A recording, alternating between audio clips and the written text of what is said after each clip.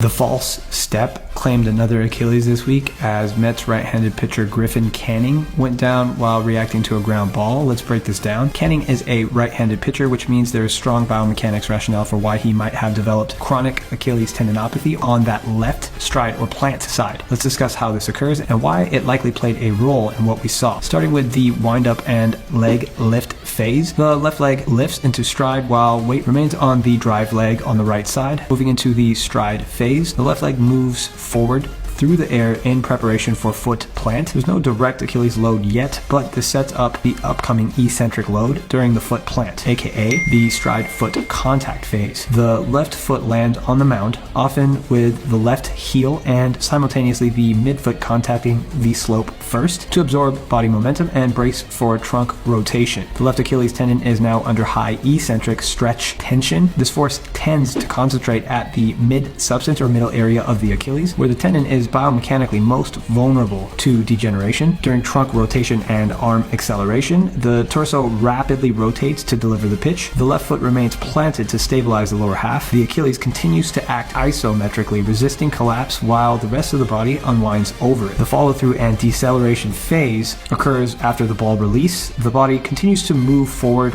while the left leg acts as a brake. Notice the external rotation at the hip and foot to help decelerate trunk rotation and maintain balance. This causes a torsional loading of that left Achilles tendon at the mid-substance, which is already under eccentric tension. The combined forces of the ground reaction, braking force, and rotational torque contribute to a cumulative microtrauma and elevate chronic tendinopathy risk, especially in MLB pitchers who might throw over 100 pitches each week. Over time, repeated strain without recovery can lead to tendinosis or partial tearing. As the batter hits the ground ball, Canning jumps off his right leg, attempting to track the ball. Unfortunately, while he's coming down with that left foot and moving into that false step position, he's on the part of the mound that has a decline, and this is going to force that foot into maximal dorsiflexion. Recall evidence shows when measuring the angle between the tibia and foot, if the angle is less than or equal to 48 degrees, it significantly increases the risk of that tendon snapping, which is what occurs here. This here is the mid-substance of the Achilles, where we're discussing the ground reaction force, braking, and rotational torque